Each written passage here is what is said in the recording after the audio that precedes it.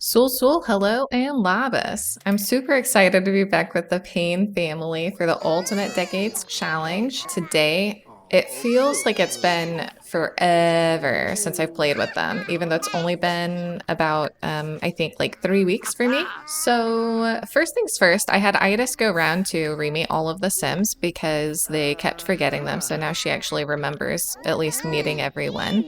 And what happened while she was doing that is that she met Leif Hagen, and she basically became soulmates with him immediately. It was a little bit shocking. I was like, what?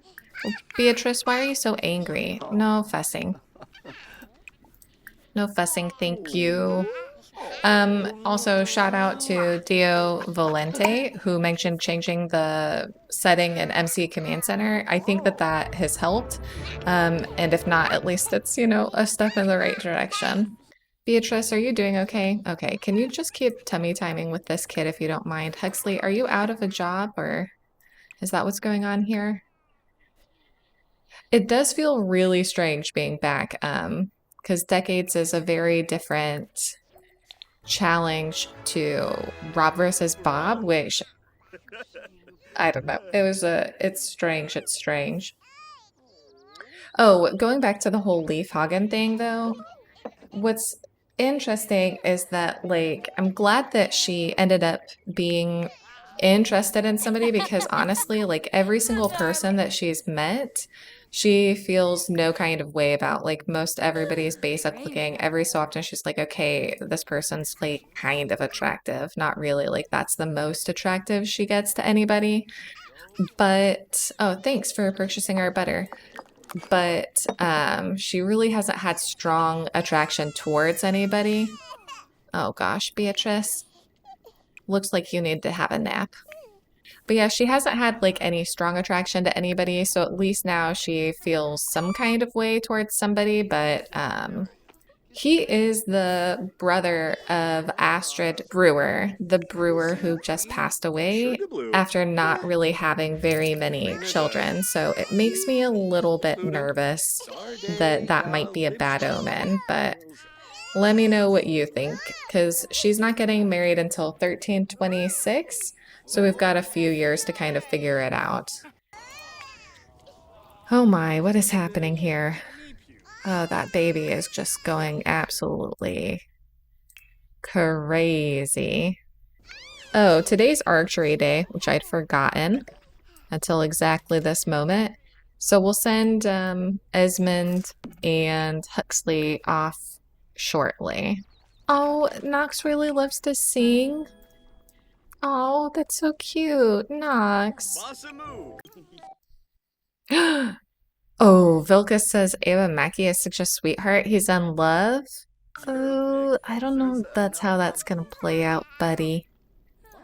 Oh, another thing to mention is that I was originally planning on having Dovilė and Itis live together in a residential rental, but at one point I did go and just visit a residential rental to meet some of the townies there, and after I visited, the game failed to load, and failed to load twice, so I went back to an earlier save because luckily I hadn't done anything with that.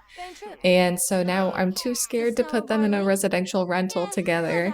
So instead, I think that they'll just live close by, but let me know how residential rentals are working for all of you. Like, is anybody having any luck with them? I don't know what's going on with them. In some saves, they're fine, but in other ones, they seem to be really problematic, and I'm too scared to mess around with it for these guys. What's your deal, buddy? No attention left? Bud. That's not even true. You're being silly. Can you go potty by yourself? No, Itis, you're just standing around, so why don't you go ahead and potty train? We're on a all hands on deck situation out here, you know? And since you're also, well, you can eat. You can eat, Dovilė. And let's see, what else? What else? Esmond and Heidi are coming up for their young adult roles like pretty soon. So I'm really desperate to get a spare out of them since we've only got the 2 babies currently. And I've already had them try a few times today, but nothing has really happened with that. Dovilė, what are you doing? Oh. Yeah, Itis, do you mind potty training your nephew? Itis, do you mind trying to repair this? I'm not sure you'll be successful, but at least trying would be much appreciated.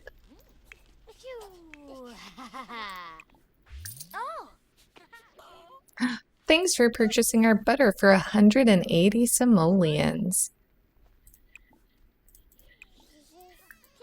Tummy time, please.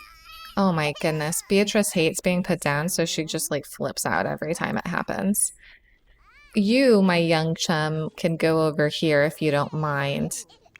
Dovilė, do you mind terribly, like, making maybe just some gruel? It's not like the best, but oh, no you can't because your sister is in the way. And then I've noticed that some of my outfits have suddenly started having this issue, this visual issue where they kind of like stretch across the world. I don't know why, but it's just suddenly started happening. So sorry if you see that stretching across the world. It's no big deal. It's just something that happens.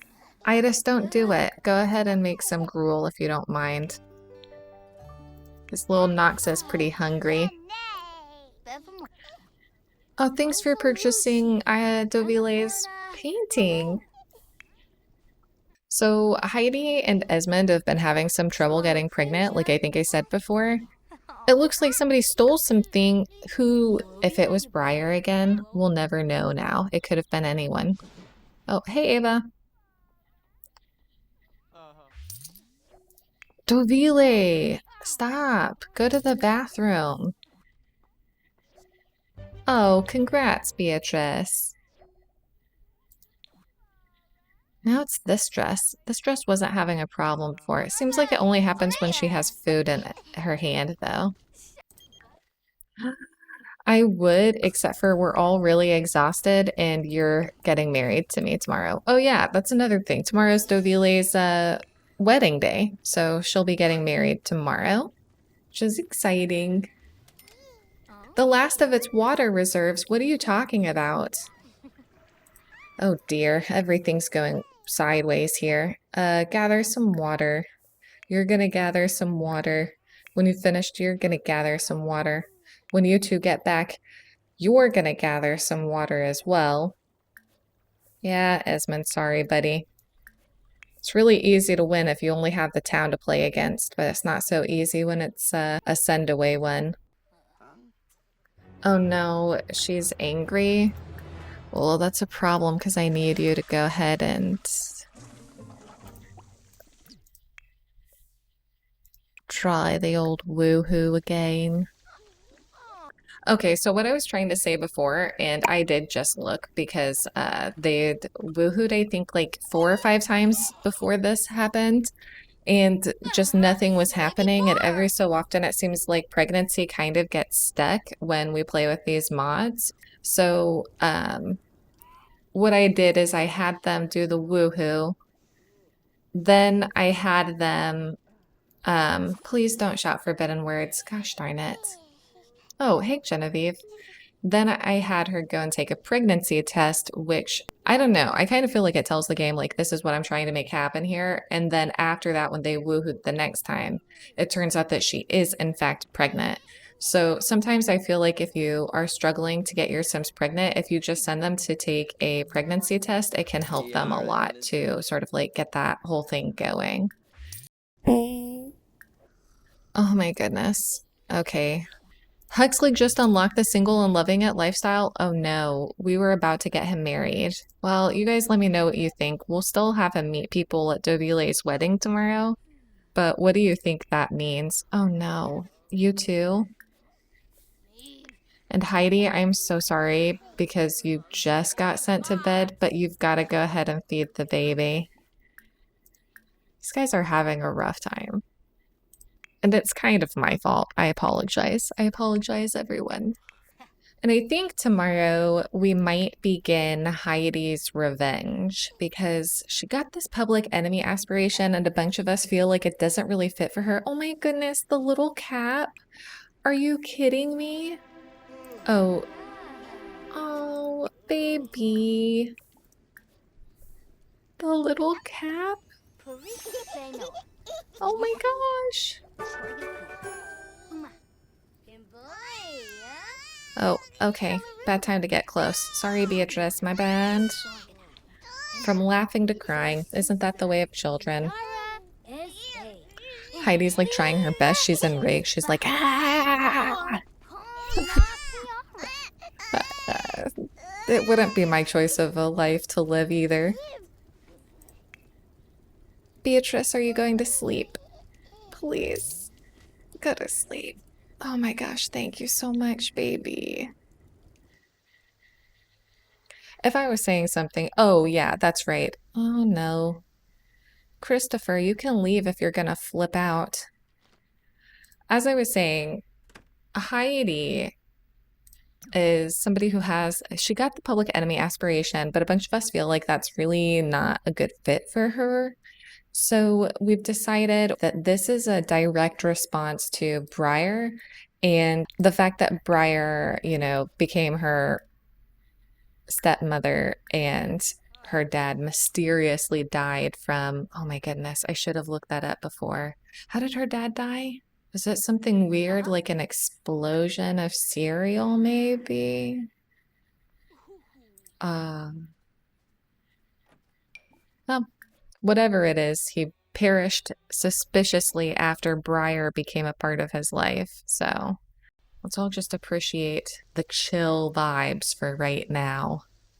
Now, another thing is I'm on a different computer. My other computer was having some serious lag issues, especially with editing. So the graphics look really, really different to me, but I don't know if they look different to you guys, like viewing it on YouTube. So let me know if it looks different. And I'm still also learning to adjust the microphone and recording settings to this computer. So if something goes wrong with any of it, just make a comment in the comment section, and then I'll be able to look at that for the next recording. But yeah, it's a different computer. It edits so much faster. Usually that intro or that video with the Mackay curse would have taken me, oh my gosh, so long. But it only took me like 4 hours, I think, in total, which is a huge difference. Very, very huge. Now, while these guys are sleeping and we have some peace and quiet, taxes. Okay, so we started the episode with 29,714 simoleons, but we currently have got 3,000. Well, we did have 35,495 before we bought the stuff for the wedding. Yes, another chicken.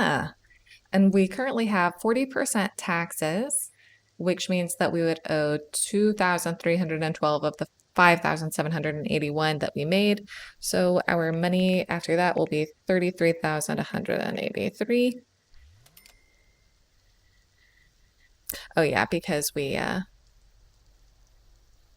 already bought some stuff with that money. So I won't lie, the 40% tax is pretty bad, pretty brutal, but at least it's not 70% tax, right?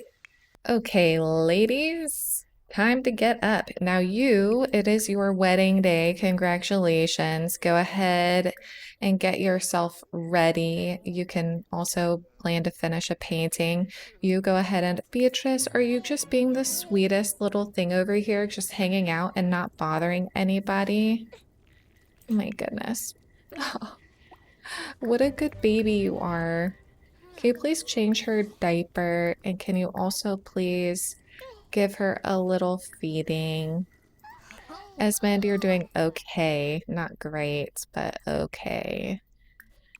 You get up okay. Okay, Huxley, we're gonna go ahead and shave that hair. It's just a little bit crazy. Underachieving? No, Huxley. You're wonderful. Everyone loves you. Oh, buddy. Idas, where are you going? Okay, Idas, you don't have very much cooking experience, but why don't you, okay? Why don't you go ahead and make some pottage for everyone? Then Huxley, once you've done that, you're gonna clean the shed and clean the coop because we've got a lot of things to take care of today. We got a wedding to have. It's very exciting. Grab, oh, Beatrice was just out here being the best little bubby.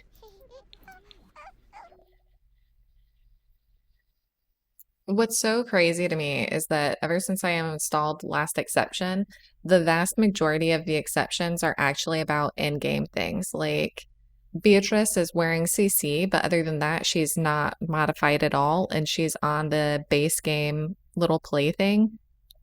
But apparently that's the last exception that was just caught, which is so wild. Like, what is this game, you know?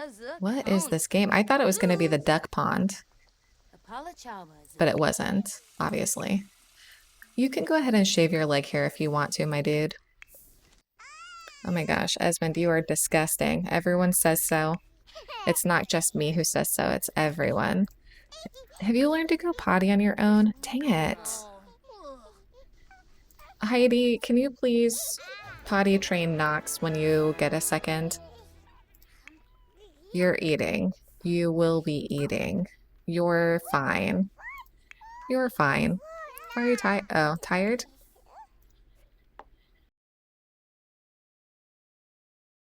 Okay, buddy, can you just go ahead and finish eating so that we can potty train you?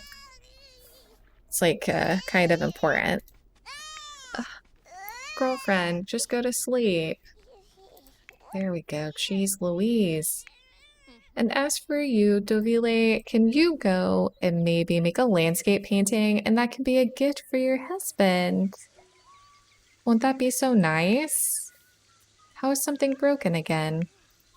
Looks like it's on you, buddy. Yes, Knox can go potty on his own. That's gonna save a ton of time and energy. Now, Iris, can you plan their wedding for them? That would be like really helpful to me. Ah, no. Damn it. So I deliberately had her meet everyone. Shoot. What? Oh, whoopsies. It's my bad.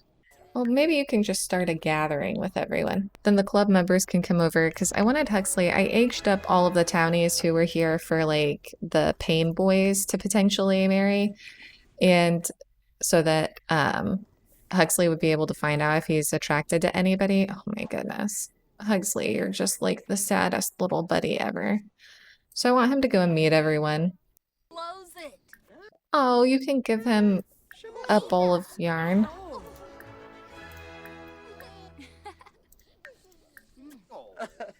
Maybe ask a risque question.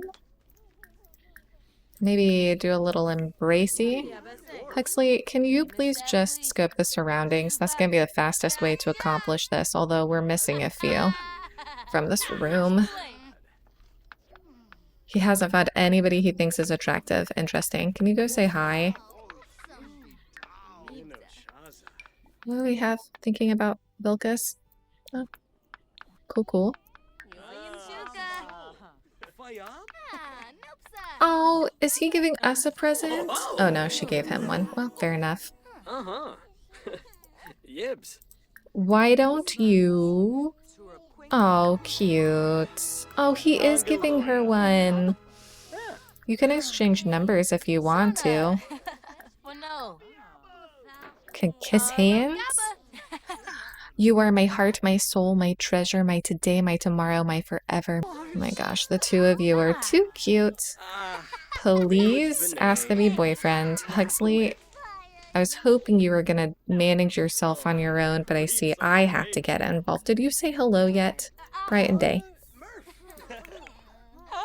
Boyfriend, girlfriend. Yay. Okay, now let's do this thing. Okay, Dovilė, I kind of wanted him to do it, but I can't get it to work through MC commands. So Dovilė, I'm hoping this doesn't go badly for you, my friend. Oh, he said yes. He said yes. I gave him a haircut because I thought it would look better. Now catch him. Oh, I thought you were going to catch him, Dovilė. You know, I did really want to go to the Jacobson house today, but whatever. It's fine. Okay. Well, let's do this thing, Jefferson. Jefferson, that's your name, right? Jefferson Greystroke. Oh, cute. Now, we're doing it right this second. Everyone put on your big kid pants. We're doing this thing. Dovilė? Oh no. Well, they say rain is good luck on your wedding day. Okay, send down Jefferson. Go, Jefferson, go. We believe in you. Gosh darn it. Talk it through with someone. Oh. Oh, Jefferson, hey. Welcome to the fam, buddy. It does lessen your chances of survival being part of our family, but welcome. And Huxley, you are going to escort Dovilė. Oh my gosh. She looks so much like her mom. Oh my gosh. Huxley must have so many feelings right now. Oh. This is so sweet. Iris?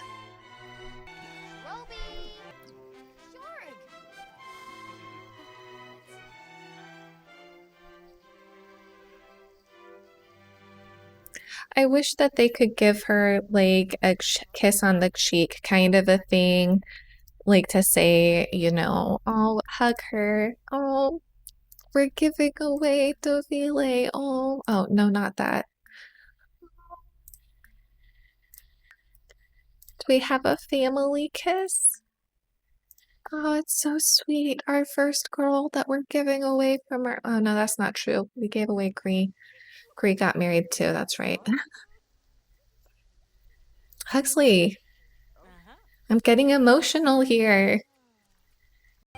And then as for you, can you please family kiss as well and hug lovingly? Oh, you won't be together anymore after this. You two have been like so inseparable.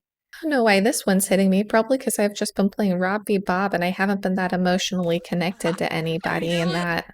Gregory Brewer, you're ruining things for me. Oh. Family. Ew. Sisters. Oh.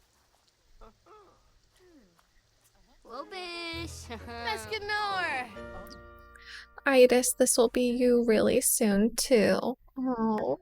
Oakley. Oh. Now, once again, everyone, please take your seats. It's time to hopefully exchange vows and smooch.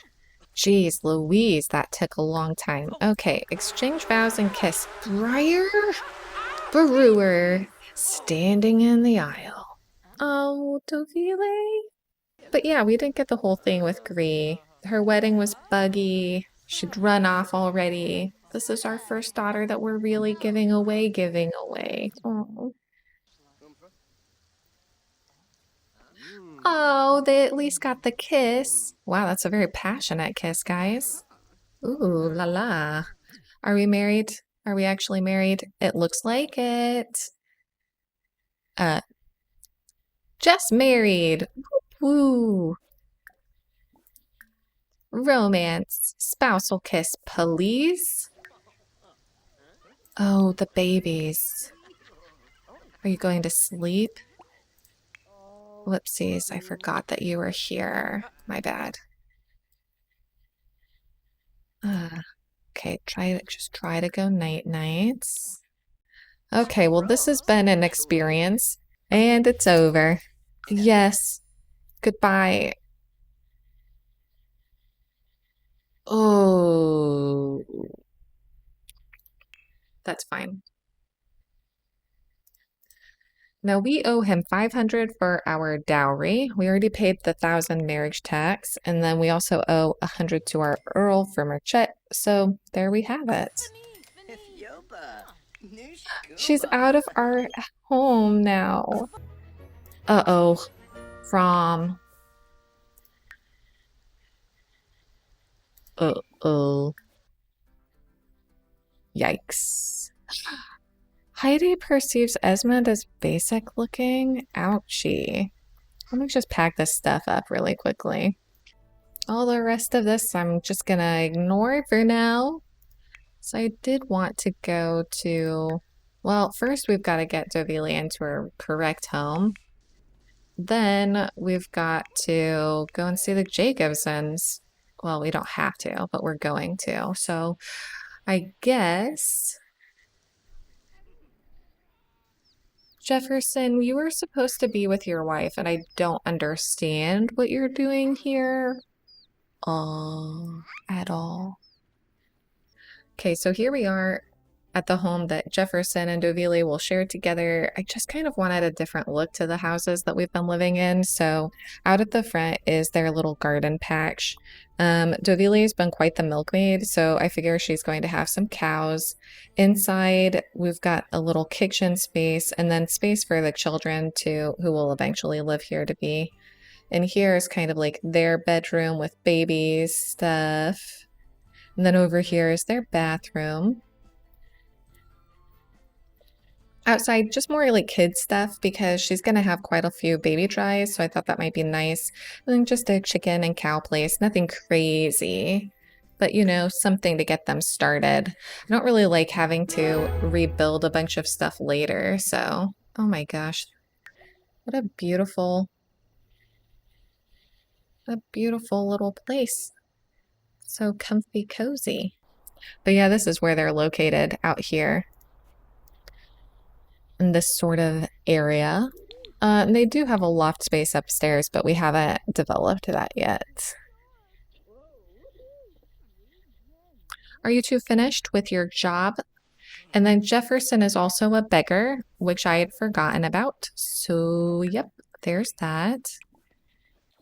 And he is off to work, leaving Dovilė to get settled in. So, I guess she will purchase a cow, maybe a brown cow.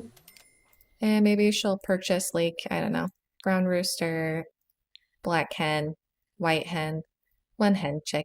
There you go. I'll just get their plants started and then we'll pop over to the Jacobsons where we will catch up with what's going on with those guys currently. Okay, we're here with the Jacobson family in Windenburg, where I have to let you know that when I was checking things out earlier, this is where the outfits were having the most trouble with that visual glitch where they like stretch all over the place. So if we see anything weird, it's I don't know why, but that's what's been happening around here these days. Buddy, can you please clean this stuff up for us? Like, I know that you don't want to. Well, you do. You want to clean something. So we're here because little buddy Adam, well, we're going to spend a day with them anyways because we like them. But because little buddy Adam is turning 7 tomorrow, so it's not a birthday that he has to roll through or anything, but he is reaching a significant point in his life according to medieval time. Because basically, when people turn 7, boys, oh, hey, Ernan. Yay, Eleanor, did you just become friends with Kennard like you wanted to? How wonderful. Eleanor, you can join cooking if you want to. Okay. Insist on royal lineage. That is so Eleanor. Agree. Let's call everyone to a meal. Ernan can come if he wants to, I guess. But basically, what's interesting about turning 7, well, there's lots of things that are interesting about turning 7, but what's interesting in this situation about turning 7 is that at 7, boys who would eventually become knights would be given over to a lord's care and become a page. It was the first step in their sort of like knight's journey. By the late medieval period, not necessarily at the beginning, being a knight was synonymous with being like the ideal of chivalrous and being a perfect warrior. However, also, you had to be of noble birth to become a knight. It was really uncommon for commoners to be knighted. Sons of lords could easily become knights, but if you were not a son of a lord, it was a lot more difficult. So Adam, as you know, the son of the king, illegitimate, but still, he has a pretty easy way in. But if you were a commoner, you could theoretically become a knight. It just was a lot more difficult. There were a couple of ways you could do it. One way, oh my gosh, which one of you is making a mess? One way is that you could theoretically perform great deeds of arms, but given that common people didn't have armor because you had to purchase your own armor, and they didn't have weapons for the same reason, and they didn't have training, I mean, I don't think that that was very common. It would be very unusual because I don't know that many farmers who can just go on a battlefield with no experience and just absolutely like go ham, you know? Another way that you could become a knight if you were a commoner is you could serve in a noble household and build yourself or your sons up to become more respected, at which point being a knight might open itself up to you. I forgot to turn autonomy back on, so let me just let these guys take care of themselves. So there were ways to become a knight if you were a commoner. It just wasn't especially easy. And so I don't know, we might explore that with these guys at some point, but it might not be just yet. But the main thing is that tomorrow, or I guess this morning now, Eleanor and Adam both are turning 7. And so Adam's actually going to go off to a different house where he is going to become a page, or in game, he's going to be a squire because that's how the royalty mod allows you to do that. And he's going to enter knight training basically. So he's going to move out of the household. Interestingly enough, until the age of 14, knight training was like really childish. At 14, they would become a squire officially, which meant that they would have to assist during battle. It could be pretty dangerous to be a squire. But up until that point, it was kind of like, kid games to try and prepare you for battle. So there were lots of different training types. Of course, there was sword fighting, like we always think about, but also there were things as well, like, that's a good call, Betty. You can go to sleep. There were things as well like jousting games where they would practice with horse riding, of course, but they would also have to try practicing kind of like jousting games where they would try and get the joust through a circular object while they were on top of their horse, while they were, what are you doing? Ah, these Todds. Kieran, if you're awake anyways, go to the restroom, please. And you can tuck in this kiddo. Are you going to bed? Good job, buddy. So once again, they would have to do jousting games, like games of skill where they would try and get, a joust through a circular object while on horseback, and that was an example. They were feared and respected by society, but being a knight was a pretty dangerous job. So they were very well protected on the battlefield. But since we're talking about Adam and Eleanor is his twin, by comparison, for lady folk, many upper class girls married at 12. Of course, we know that this was dangerous for their health because they were expected to produce children. But that is what happened, is a lot of upper class girls were married at 12. It was also considered inappropriate to educate your female children, but I don't think that Gree is going to fall into any of these, either of those sort of like expectations, because I don't think, well, Gree wasn't raised as a noble woman, and I think that she cares more about her children's health than anything else. As for other fun facts, until the age of 7, this is really gross, children ate what they considered baby food. At 7, they would be introduced to a more adult diet. And you might be wondering, well, how did they get baby food? It's not like they had canning. They had like these little clean jars that were sanitary that they could just like put baby food into or take baby food out of. And you'd be right. Instead, what they would do is they would have a mother or a nurse pre-chew the food before spitting it out and allowing the child to eat what they'd spit out. So that's something we should all be glad isn't necessarily the way that we do things all the time anymore. First of all, think about the jaw muscles on those moms. In addition, if a boy survived to the age of 7, he was considered old enough to work. He could serve on juries at the age of 12, and he could get married at 14 and serve in militaries at 15. Those are just some fun facts about quote unquote childhood, or what we think about as childhood these days, and how it compares to the medieval period. However, on that note, I think that what we'll do is we'll leave this part here, and we will be picking up with the Jacobsons to send Adam off to his new home, as well as to just, see what's going on here with these guys when we pick up Sunday, the second half of 1324. So we'll see everyone then. Hope you've enjoyed this video. Glad to be back. And as always, leave your comments and feedback and thoughts and suggestions below. Thanks everyone for watching. Bye-bye.